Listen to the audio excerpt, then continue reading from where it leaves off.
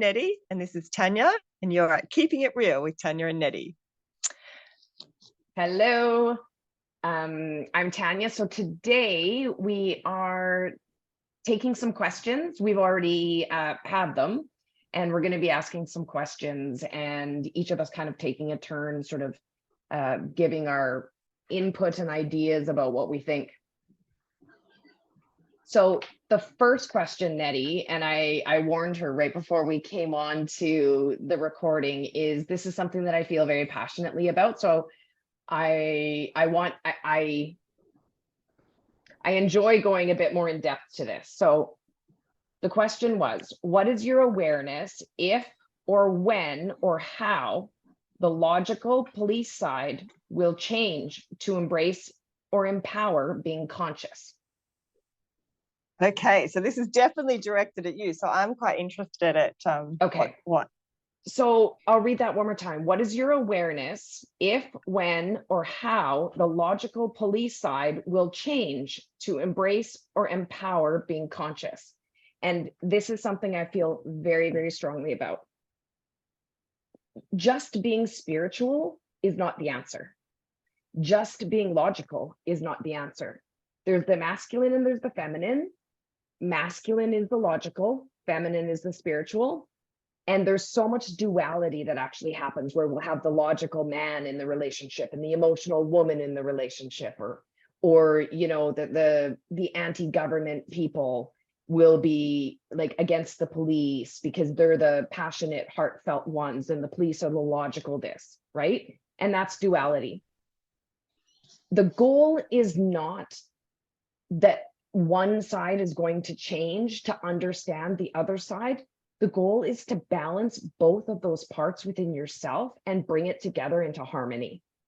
And that is what going into the 5D or 6D in the higher dimensions of consciousness, that's what it is. It's actually having those two opposing sides, which I can actually say I have, and bringing those together and learning how to blend them, which is a lot of what we talk about on here, is being that logical, more masculine side, or police, we can call it, side. For those that don't know, I've been a police officer for 22 years, and I'm also an intuitive medium, and blending them. So what I used to do is I would get ready for work, and I would go to work and I was police. And then I would come home, and then my sort of mediumistic intuition and stuff would come out. And I kept them very separate because I didn't feel comfortable, and I still totally don't, but they're going to learn now, come out in the logical world, that I'm a medium and then I'm an intuitive and I have these abilities and these are the things that I do. Side note, I actually had to get permission from my police force in order to have a side business to do readings. And oh wow, yeah, the comment was something like, it was a word, I can't think of it, but it was something like, as much as this isn't, as much as this is hard to believe, there isn't actually a conflict sort of in the business. I do have a boss that will come to me and she'll be like, hey, I've got some questions. Can we have a minute? And yeah, so that helps. So yeah. So she was very supportive, which is wonderful. So to say that one side has to go to the other is not accurate. Yeah. If you are too far on the anti-government and the spiritual, and you meditate for 4 hours, I realize I'm being very straightforward and blunt because that's just who I am, and you meditate on a mat and you do your tantra classes and you have an open, loving relationship, you are too far on one end of the spectrum because you're missing logic and actually living in the real world, which is having a job and paying taxes and insuring our vehicles and getting driver's licenses and existing in that sort of other side. So if you're too far on one side, it's within yourself that you need to find that balance, which will in turn create balance in the collective consciousness in other people. Every time that one of us balances those two sides and brings them together, it gives more opportunity for the next person to be able to do it, because when somebody's holding that energy, somebody else can come and try to match that. So again, it's not about one person being better than the other, one side being better than the other, finding that balance within yourself. Yeah, I totally agree. And it's an interesting that we talk about it, because balance is my key. Whenever I talk to anyone about this, it's always balance. It's not spending too much time in the spiritual world. It's not spending too much time on your body. It's having a combination of the two. I call it the 70-30 rule.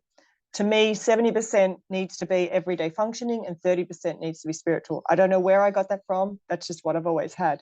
But interestingly, up until I started my course 18 months ago, I didn't even distinguish the difference between the two. I lived on what I call a center core of not even going, was that me thinking or was that spirit? I just didn't think about that. It was because just you were already who combined. I was. Yeah. And when I did the course, I started to separate. I started to question, oh, hang on, is that me thinking? Is that a guide? Is that whatever? And I started to get headaches. I started to get sick. My body was weak. I was taking on, I mentioned I in one of the other podcasts about doing it was actually a past life reading and wanting to eat peas. Like I was going too far into the spiritual that I was dragging energy back with me, and my body was confused of, hang on a minute, we knew how to do this as one, and now you're trying to separate them. Yes. And is it me thinking, or is it, and my husband would say, is this coming from you or is this coming from guidance? And I'm like, I don't know, hang on, I'll try and work it out. And the right answer, when you get it all right together, it is seamless. There is no differentiation. And you can feel pressure when a spirit wants to talk to you. You can feel that. But your body works with that. It all works well together. And I think once you master that, that's the way to have protection, have all those things that other people say, you've got to put this in place, you've got to do this in place. Yes. You're just listening to, letting your spirit and your higher self, or whatever we're going to call that, they'll do that part for you.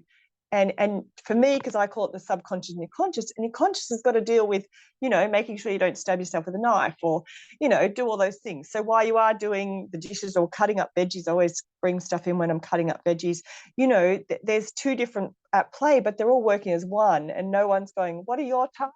What are you doing? It's just seamless. Yes. So, and I think you explained that beautifully. And I want to talk about the protection because that actually brings me into the next question. But it's not being human and spirit, it's being both together. Yeah. Human and spirit combined together and working seamlessly through your life. Well said. Well said. So another question, are there police in quotes in the ethereal world? And I'll let you go ahead.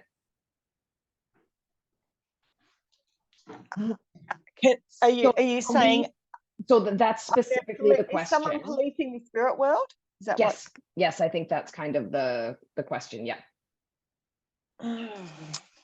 Well, see, it comes down to labels again too, which just drives me nuts, because police as we know it on thing. No, it doesn't work that way up there in the way that I see it. But there's still guides. So I see source. So when I first met you, we were on a circle and we had to hone into each other. And what I saw was source that I recognized. And in between source and you, the way I see it is that's where your guides can sit and they can translate things and the energy that's coming from source. Now, we're quite close to source. Like, we have a pretty direct line. And so therefore we have very little, almost interference in that way. And so we have these direct guides. And I'm sort of not answering the question, but I am trying to. And so they, in a way, police or protect what comes to you in a way that your body or your mind at that time can actually deal with. That's the way I see it. And I'm definitely open to be corrected in this, because it's all fairly new, because I never labeled anything in the past. I just understood it to be the way that it was, and that it wasn't my job to decipher all this. So I'm in a world of an unknown in many ways for me. But I do think I got taught to put all these protection things up and put this rose here and do this and do that sort of stuff to help protect the baddies, and that there were baddies and all that sort of stuff. I don't know. I haven't come across them. I'm sure there's negative energy for sure, but I haven't either. Yeah, and I think that my source or my guides, I'm not looking for that. I'm not going to that. I don't go into haunted houses trying to find a lost ghost, or I wouldn't go there. I don't do that. And so maybe if I was somebody who was into that, then I'd find the negative, but I've never found a negative. And I think that if there are police, they are my guides. You know, they're I like it. channeling what I need to come in there. Yeah. Yeah. So for me, I had the same experience where, you know, I had to set up these, like, my space, you know, and I had to set up these protector guides to protect me from lower energies, to protect myself from that coming through, because I'm opening myself up to such, I'm being sarcastic, such fearful things. Yeah. That's never been my experience with spirit. It's never been a scary thing. I do think that there's something to be said about your belief. So if I believe that there's lower energies, there's going to be. If I believe that demons exist, there's going to be. That's going to be part of my experience. And that is a lot of what spirit actually shows me about sort of the afterlife, which we can talk about, you know, sort of how spirit shows us the afterlife. That whatever your belief is what you see and have when you get there. And it takes time for that to sort of melt away to see that it's actually pure perfection. Yeah. So if you believe it, that may be part of your experience. Just like, you know, being a medium and being a Christian don't work well together, because there's a whole bunch of scriptures in the Bible that actually speak to basically us being witches. But if you do get somebody in the Christian faith that has these abilities, they will typically channel biblical messages or, you know, things like that. I'm going on a tangent. However, police, I was always taught that I had to set up all of these different things to take care of me, and that I had to protect my energy every day, and I had to ground, and I had to, you know, have these protective crystals. When I let all of that go, my experience has not in any way, shape, or form had any negativity. It has not. Yeah. Yeah. Totally agree. Spirit can scare the living bejesus out of me sometimes.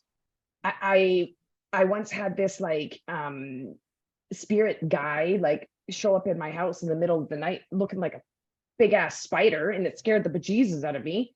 But he wasn't harmful. He was just a shapeshifter. I know I sound a little nuts, but it's true. And you know, so he could go from human form to animal form and sort of move around. I've never seen, there's a lot of talk about it. I think it's bullshit. I'm just going to say it. I'm sorry. I think there's some drama in it. Yeah. I'm going to be crucified. I'm going to be crucified for saying that. However, it's interesting you mentioned the Catholic thing then, or the Christian, because I was brought up Catholic. Yeah. And so, and we went to church every Sunday and those sorts of things. And I never really, people would say, oh, you must speak to Archangel, you know, Gabriel, or you must do this, Mary Magdalene or whatever. And I don't. They're not, you know, well, I might, but they don't have names in that way for me. And my Catholic upbringing has never merged with my mediumship, which is quite interesting, because I totally agree with you that religion and spirituality for some people tend to be sitting on the same page, but for me they're actually in very different buckets. Me too. Yeah. Next question, is spirit trying to reach us as we are them? Absolutely, yes. They are waiting for, I think I can answer this for both of us. They are waiting for an open channel so that they can communicate with you, to bring you peace, to bring you guidance, and to move you in the best way possible along your path. I couldn't have said that any different. That's perfect. I totally agree. The next one was how I, as a police officer, am able to blend both worlds. And I actually talked about that in the first one, about the balance. What tools I use to balance both worlds together. So this one was specifically to me. So what tools do we use? I will rephrase. What tools do we use to balance both worlds together between the logical and sort of the spiritual? Go ahead. Okay. I'm not quite sure what they're asking again. So what I'm hearing in that question is being sort of in that logical world, the police, and the questions that I'm doing right now are ones that were like specifically for me as a police officer, but I think that they can be used for both of us. So what tools do we use to balance the logical and the spiritual? So I think for me, I have very strong boundaries with my energy. I have very strong boundaries with spirit, and I am able to shut off a lot of my abilities and only turn them on when I want to. Because I work in child exploitation, this is not an area, it's the worst and most difficult area of policing. And I can't go into that job sensitive because I won't be able to do it. My light keeps flashing. Can you see it? Yeah, I do. It keeps going boom, boom, boom, boom.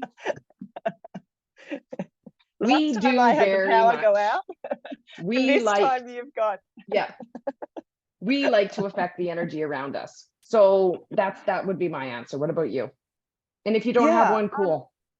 No, I think it's an interesting question because I struggled with it because I don't use the tools as in such up until, as I said, when I did the course and everything changed for me, because I use my guides, I think, to work out when I can and can't do it without actually realizing that that's who I use. Yes. And so when I started to open myself up, I was getting things come in everywhere without wanting to, and I was having trouble with everything really. And I just shifted back to the way that I was doing it. And so my tool really is my guides know when a message is going to be received okay for me, or whether my body can actually receive that message or needs to, it's part of my journey as well, because some of the stuff and some of the ways it comes through have affected me greatly. So and I didn't feel like I was ready, and it was a really hard shit time, being told things in advance, which I was told when someone was going to pass away and exactly what would happen in detail, and it played out that way. It was someone very close to me, and it felt harsh and it felt horrible, and I'm like, why didn't I protect myself from that? Why didn't I do that? But I needed to learn that, and I'm finding out this only happened not long ago, and I am finding out the reasons and things that are popping up in my life. I'm like, okay, I needed that hard time. I needed that knowledge beforehand. Yes. I wish I didn't, but because it was horrible to go through, but it's actually made it a better life for me moving forward. So my tool is 100% my higher self or my guide. Like, that's their job to work out when my physical body can actually deal with it. Oh, I'm flashing now.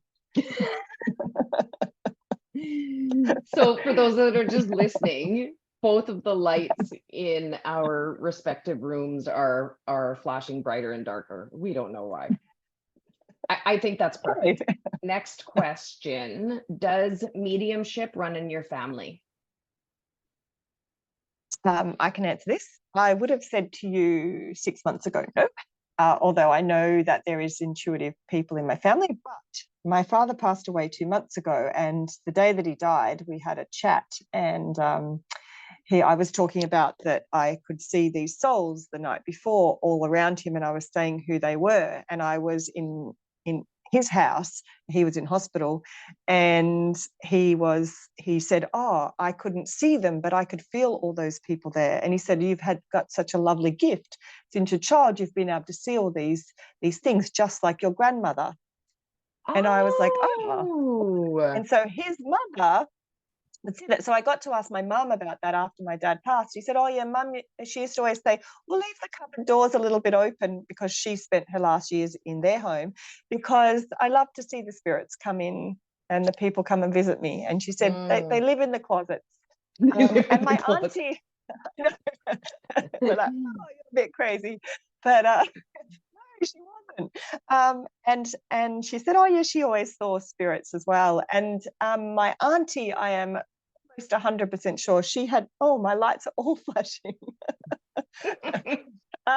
My hair is like a white kind of, still, I don't know what it is. It's white. It's a very unusual color. It's white. And it turned that in my 20s. And my auntie had the same hair, and my nana and my dad. And I'm sure my auntie had this. Like when I was young, I said to her, "Oh, I love your hair. I want hair like you when you grow up." She goes, "Careful what you wish for, dear. It comes with a lot of other things." And so I am quite sure that she was just as intuitive and she could see spirits just as much as I was. It was just something we never spoke about. Right. So, yeah. For me, little snippets come out, like that my grandmother on my father's side was quite intuitive. My grandmother on my mom's side there's stories of her having her husband that passed come and visit her in dreams and things like that. But I don't know that you have to be a medium for that to happen. That happens to Nope. regular, ordinary people where, you know, spirit comes to visit. I've heard tiny little stories, not very much. What I did end up, I was reached out to by a cousin of mine who's actually also a police officer. And she said, "Oh my God, I didn't know you were a medium. That's crazy." She ended up being in this group, same as me. And she said, "You wouldn't believe the things that's happened for her." So different, you know, just understanding Yeah. these and sort of having those abilities. So, but perhaps from my father's side, I do, my grandmother passed when I was quite young, but that's all I know. Yeah. I have I've got 5 sisters and 2 brothers, and I must say my family have all got little intuitive things. My brother recently, when we were down with Dad, when he was sick, he was telling me that he is quite telepathic, and he would write a text to his wife, who was in England at one stage, with the answer before she sent the question. And he said, "I've always been able to do that. It's like I can read minds, but it's not something I really said out loud because people don't really believe you."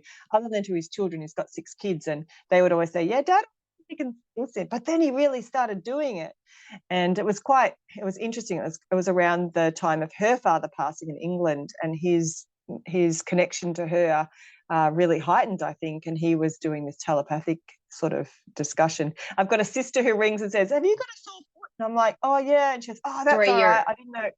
your audio cut out there. Did your sister called and said what?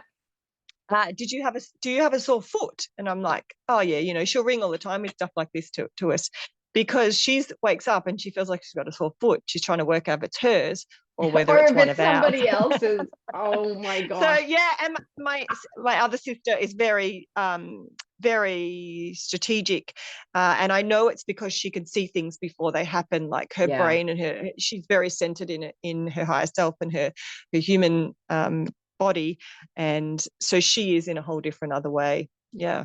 One of my best friends, and she's going to love the honorable mention because she loves our podcasts. And I've been going through something for the past couple days, and we work together, and she's like, "I am having such bad anxiety. Like I can barely breathe. I can't eat. I feel sick." I'm like, "Honey," "I think you're picking up on my energy." She's like, didn't think much of it. A couple of days later, she came back to me and she's like, "Can you explain this to me?" Because she's like, "I don't understand how I'm picking up on your energy." I'm like, "But the reality is I can think about you, Nettie, and I could pick up on your energy.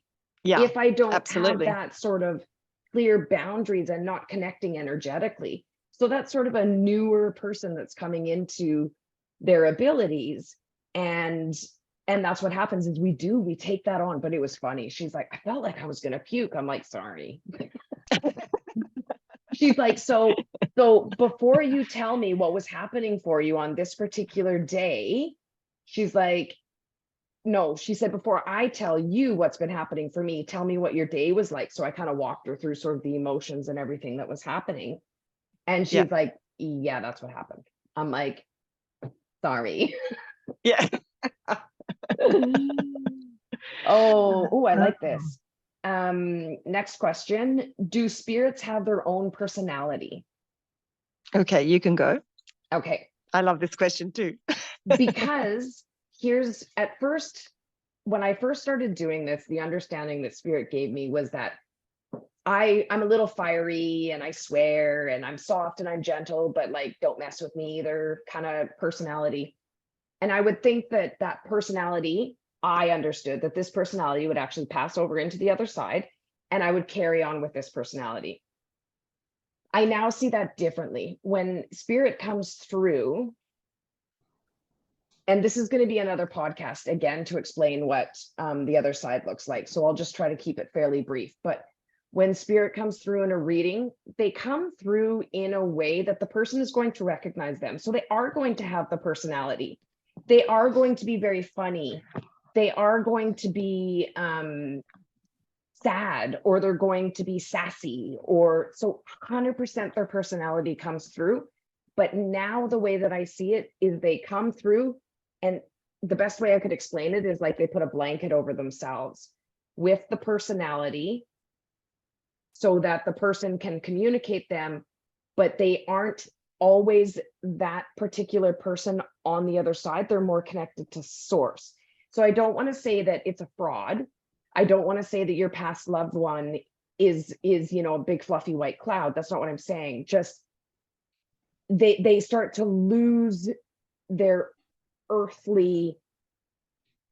Maybe you can help me explain that.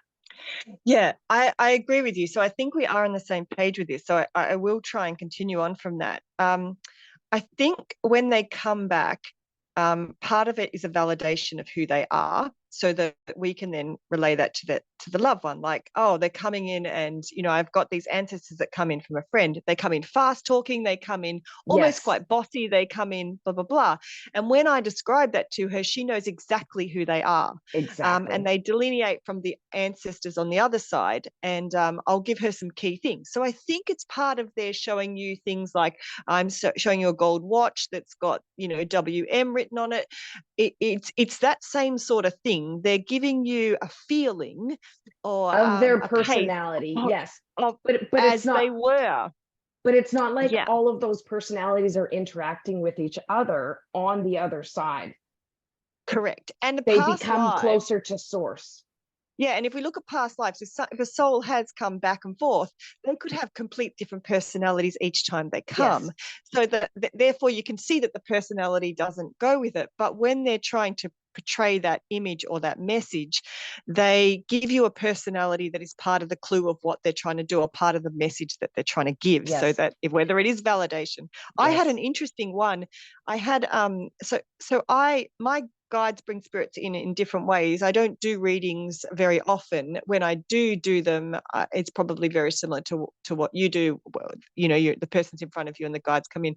I often get a spirit come to see me, and then I find the person the next day or a week later.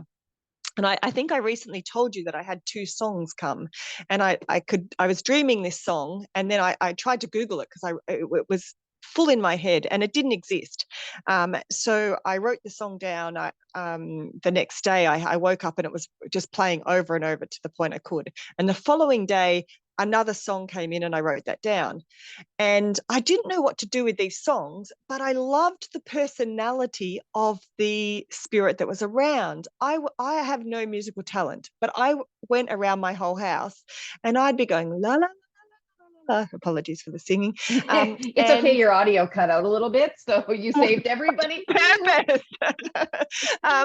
You're welcome, spirit saying, you're welcome. All day for days I had this spirit coming around with me, and my husband knew he was there because I was it was like I had a cool friend around, and I was singing and dancing and with them. And then they went away, and I could really feel the difference if they went there. And then 6 weeks later, or probably not even 4 weeks later, they popped back in again. And instantly, the minute I felt them, I knew who it was. And they told me who the songs were for. And I'd had this mystery for ages. What am I meant to do with these? Why would a spirit give someone who's tone deaf songs? I can't even, I can hear them, I can't even relay them. It just didn't make sense. But then as soon as they said who it was, I was like, oh yeah, that makes so much sense, because the personality that was coming through was the personality of that person when I'd first met them. And I went to them with the songs and I said, this is going to sound super weird because I've never had this before. Your soul from your last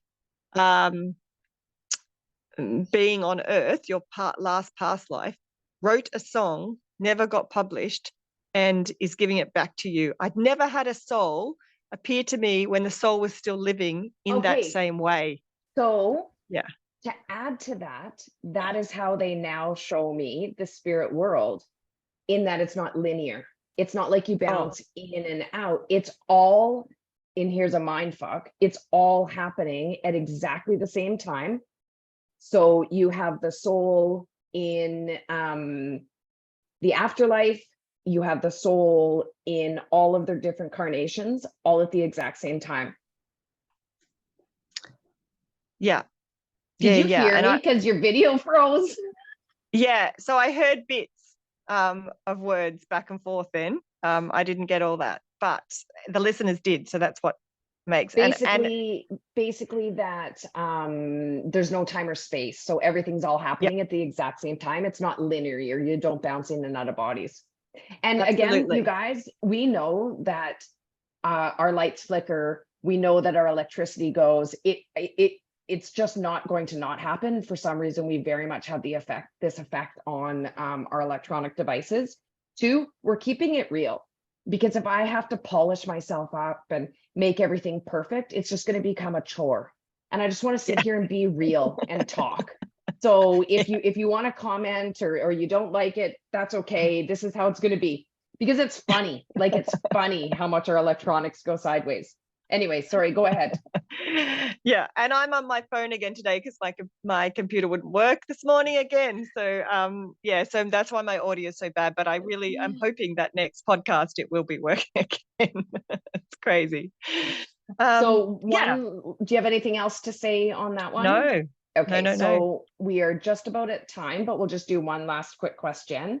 What do you do to prepare for a reading? And what do we as the client need to do? Oh, this is great. I'm going to do very brief, because this is probably more to you, because you do readings for clients.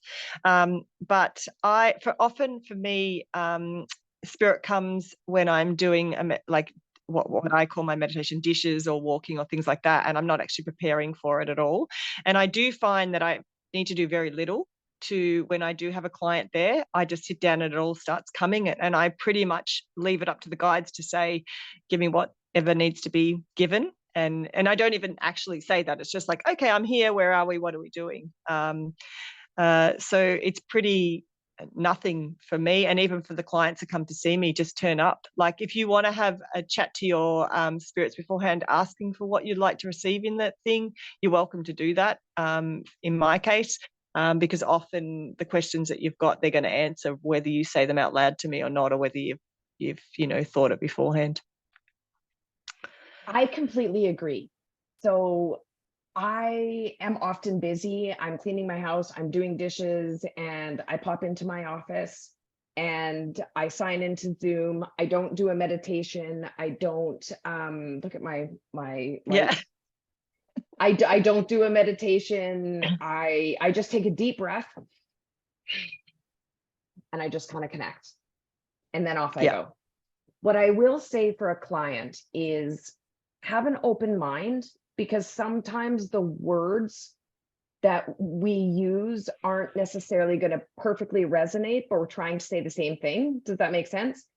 Two, I have tried to sit down for people before that can be almost shut off and not, maybe they're a bit skeptical, which is fine. You're welcome to be skeptical, but then there's not that energy exchange. And I think spirit respects when you're skeptical, and they don't make it easy. Like, it's like, sometimes I'm not reaching for it, but it's, it's a little bit harder. So if you come with an open mind and you're ready to receive the information, and you're open to receiving the information, and you believe, it will flow much better. I can still read for those people. It's just a little bit harder, but I do nothing to prepare. I do. Do you find that if someone is skeptical, spirit spends half their time trying to justify who they are rather than giving the messages that they want to give? And that's clunky for me. It's almost like they're trying to give facts to the person because they know the person's skeptical, and they're trying to get them to believe. And maybe they know that's best. Yeah. More what I'm trying to explain is you know, there's like that energetic exchange where the person says, oh yeah, okay, that's my grandmother. But if you have somebody sitting there that won't respond to you and won't validate what you're saying, it just becomes like pulling teeth. Yeah. And the spirit's still there going, I think they know who I am, you know, Yeah. like you're actually validating And they to just them kind of, who you are. and spirit just kind of pauses because they're like, is she getting it? Are they getting it? Yeah. Like, and then so it's because there has to be that exchange for me, for the information to kind of keep flowing. So it can be a bit of an energetic blocker. Yeah, I totally agree. Yeah. And you do have to understand too that spirit can come in super fast. And so for partway through a reading, I find sometimes I'm just like, whoa, hang on. And I'm trying to slow their pace down or understand what they're actually the core of what they're trying to say, because if you gave all that information, so they're giving us a really big picture so that we can take out the core things that they're trying to give you, not all the time, but definitely, you know, with the girlfriend I mentioned that has all the ancestors, there's a lot of information coming in at once, and I think that that's part of their method too, to show them, you know, this is who we are and this is fast paced and we've got a lot to say, sort of thing. It's just like, oh. You know, you just reminded me when I because I'm a strong medium, so when I first started doing like mediumship and stuff, it would like pour. And it was overwhelming, and I would bounce all over the place because so much was coming at once. Like I really had to learn the art of slowing it down and getting, you know, the, like I say, the brass tacks, like just give me the goods. I don't need all this other kind of stuff. You know, I like to just get to the point. So I do nothing to prepare. I put my dish towel down and I come in and I do it. That's it. I used to go through a whole routine of, you know, aligning my chakras, and we definitely need to talk about chakras, so I can rant about that a little bit. And you know, protection and all that stuff. And I just don't. Spirit takes care of it. I sit down, I'm the channel. I trust them, they trust me. Yeah. And you know, I love that about our podcast too, because I literally run in from, you know, So I'm in the morning here and Tanya's in the afternoon, in the evening. And so, so I'm halfway through my work day. So I sort of just race in and go, okay, where am I? What, turn the computer on. And it just goes. And I've just worked 10 hours. And then I drive home and jump on here. For us, it's good that we don't have to prepare, like the way that spirit comes through to us, and even the energy. So when we're doing this, I'm very connected centrally to get the messages that spirit also wants to get across, and I'm sure you're the same. But I have friends who are amazing psychic mediums, or really psychics more than they talk directly to spirits, but I still am fuzzy on the difference between the two. But me too. But they prepare an hour beforehand. That meditation. just reminded me. I used to do that, and I would almost cheat, and then I quit because I would do an hour reading. I didn't have an hour and a half.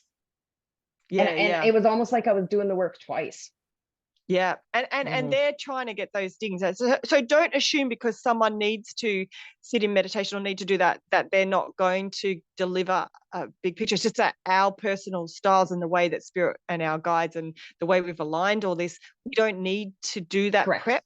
Now, whether we're doing it just, whether we're doing that just generally because of the way we are, everything that we do kind of is connected with spirit, so we don't need to sort of connect in and out, I'm not quite sure. But I do really value some of my newer colleagues who are, you know, I'd highly recommend them, but they just do a very different style to the way that we do. And, you know, like it's awesome that you don't lose so much energy, or you don't have to spend the time, because that means that you can work your job and still all our listeners can actually go to Avalon Spirit and sign up for a mediumship reading with you, because they know that you can come home and you switch it on. And with that said, my dear, it was lovely talking to you again. For just to remind you guys, we don't know each other. We grab a topic and we get to know each other and learn this. We send the odd messages back and forth. Hey, you want to talk about this? Yeah, sure. That sounds good. Hey, we're going to meet at this time today. Oh, no, sorry. Let's do it tomorrow. Yep, sure. Oh, wait, actually, next day's better. Those are our conversations. I think this week is day 3. We sort of woke up I wake up in the morning and go, oh no, she can't do it today. We'll do it tomorrow. But some exciting news, because I am going to Canada, and we will get to meet in person. Which is so super cool. Yeah, we might not even like each other, right? A holiday that I booked a year before, scheduled a year before I even met Tania, and I am landing about 20 minutes from your house or something like that. So totally cool. It is insane. It was meant to be. And she sends me pictures of kangaroos in her bushes when she's having her coffee in the morning. And me being in Canada, I think everything in Australia is going to kill you. However, she's scared of bears. Anyway. Yeah. We are out of time. Come on. We are out of time. Thank you so much, Nette. It was lovely chatting with you, and I'll see you next time. Thank you, everybody, for